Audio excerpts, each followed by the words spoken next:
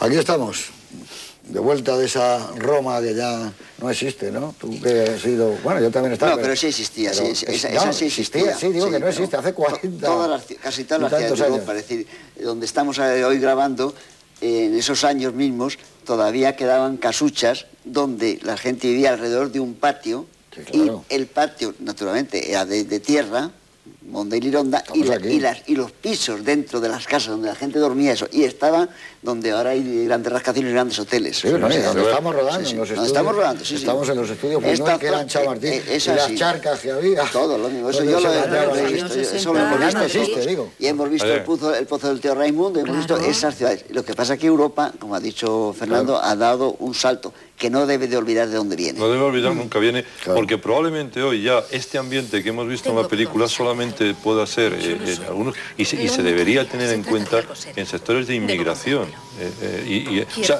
la realidad es nunca desaparecen, como decía el viejo. Las realidades se transforman, ¿no? Entonces la transformación de esta realidad, hoy podemos encontrarnos esas gentes marginadas, esas gentes fuera de lo que es la gran ciudad, porque claro, lo fascinante de la película es que hay como una especie de muro, si os dais cuenta a lo largo de toda la película, que son las grandes construcciones que se están haciendo y cómo están expulsando, y cómo van expulsando al campo. Una de las escenas más conmovedoras de la película es cuando está sentado con Estela y es el único momento en que aparecen casi flores, además de la entrega. Digo, en lo que puede ser el campo, en un campo que va a desaparecer y ellos van a desaparecer con ese campo. Es decir, porque y eso se ve mucho más claro aquí que en el eclipse de Antonioni. Muchísimo más. Más o menos trata de decir las mismas cosas. Y es la misma, una época parecida. Bueno, pues es del año 61 la película y más o menos en el año 61, digamos que en España se estrenó el 7º sello de Ingmar Bergman, lo cual era dar un paso porque se estrenó comercialmente en el Cine Palacio de la Música, donde estuvo un par de semanas.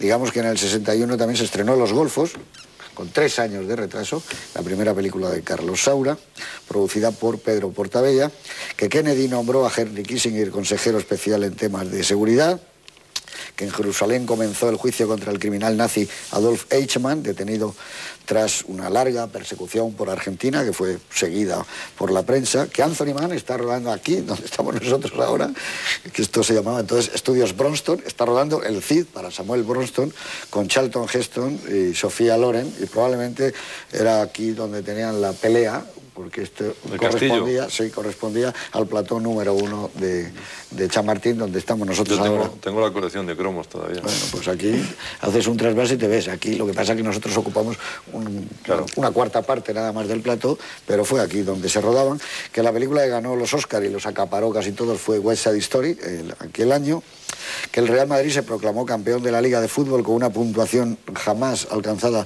por ningún equipo hasta entonces, que la Copa la ganó el Atlético de Madrid precisamente al Real Madrid, que estalló en cuanto a cine el escándalo Viridiana, que había obtenido en el Festival de Cannes la Palma de Oro de Cannes y que fue una catástrofe porque fue destituido el director general de cinematografía. El Observatorio Romano dijo que era una película blasfema, la de Buñuel, y bueno, pues estas cosas pasaban más o menos en el 61. El primer premio Formentor de novela lo consiguió un escritor que no está entre nosotros, que es Juan García Hortelano, con su estupenda Tormenta de verano, que muere en Hollywood en este año una de las más grandes estrellas, o casi la más, del cine, Gary Cooper, una personalidad que había estado hace poco tiempo en España, en un viaje quizá a Europa, precisamente para ver al Papa. Gabriel García Márquez publica El Coronel, no tiene quien le escriba. Aparece también otra novela que marca, como dirían los americanos, un landmark, un hito, que es de Sábato, de Ernesto Sábato, sobre dioses y tumbas. Y digamos, para terminar, que muere a los 85 años el psicólogo suizo Carl Gustav Jung, autor, entre otras cosas, de Yo y el inconsciente, y que, bueno, ha tenido una influencia, pues, casi tan grande como la de Freud, ¿no? Porque Jung va también a pasos agigantados. Esto era el año 61, vivimos la explosión de la Nouvelle Vague. Yo no lo he dicho, pero recuerdo que ese año a Venecia va y gana el año pasado Marienbad, que es todo lo opuesto de esta película, no tiene nada que ver con esta película, pero sí hay una presencia muy grande de la Nouvelle Vague que se puede notar aquí, por ejemplo, ahora que ya lo hemos visto, en la muerte de él. Eso es un plano muy de Nouvelle Vague, por sonido, como hemos oído, ya se ve la...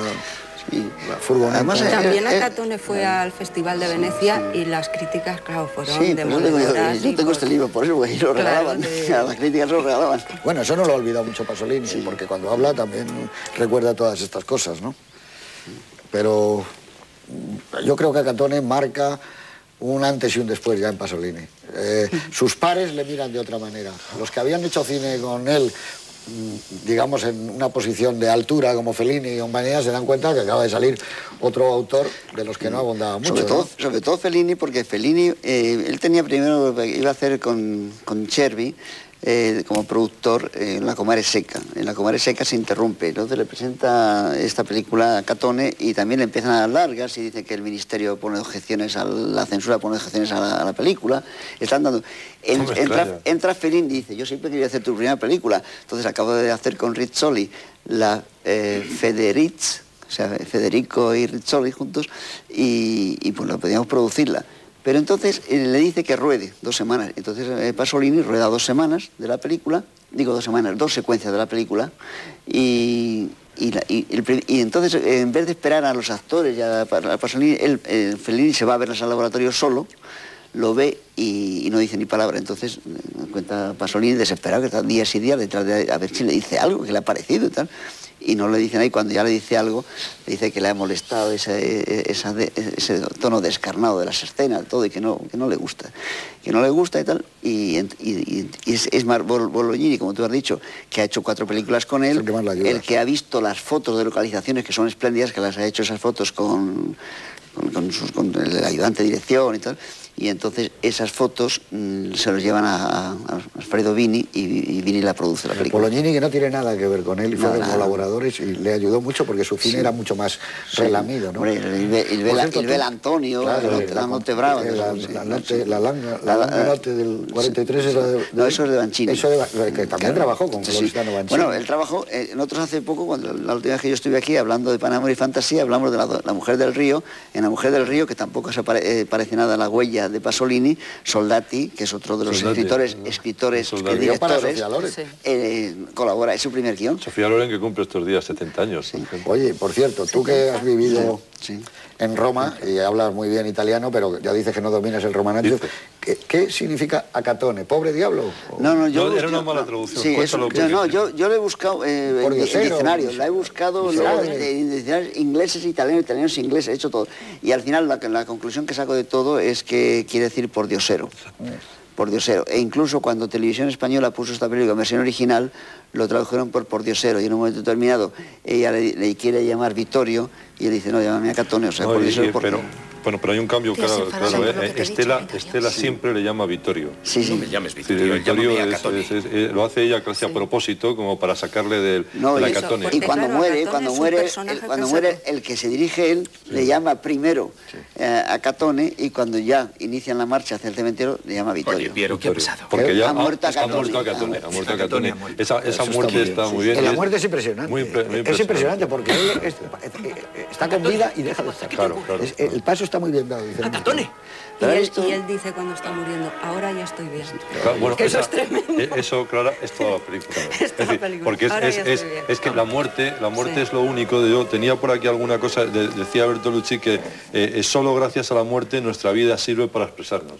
Es decir, que la muerte de su hermano, es muy curiosa la historia, es muy poco conocida. La muerte de su hermano Guido, su hermano se va a Espartisano, se va a la resistencia contra los nazis, pero lo que a veces la historia es gruesa, que no llegamos al detalle, resulta que dentro de los partisanos, en el grupo que está su hermano, hay unos partidarios de que Italia siga como es, y hay otros que esa parte de Italia entre en Yugoslavia y están con los partisanos de Tito. Los que matan a su hermano son los partisanos de Tito, en un rifirrafe entre ellos.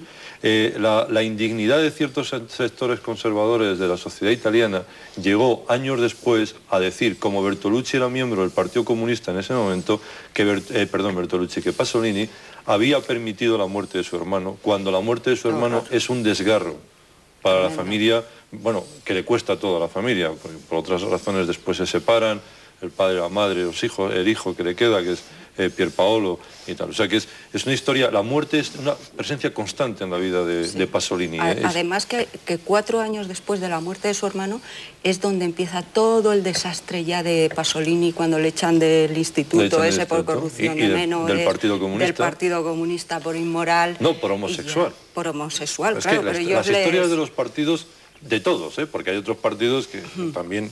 O sea, pero aquí, como diría el gran Unamuno, los unos y los otros, pero todos con H, ¿sabes? Pues en esos unos y otros, el Partido Comunista Italiano le echa a Pasolini por homosexual, por un escándalo que ha tenido y porque la conducta de un buen comunista, que tiene que ser mimí metalúrgico e ido en su honor, ¿no? Es decir, tiene que ser sanobrero, pues como este es un homosexual, es un hombre pervertido, inmoral, pues le expulsa en un acto casi como la expulsión de un general del ejército británico en la India del siglo XIX, es decir, público y, como diría el poeta, ostentorio.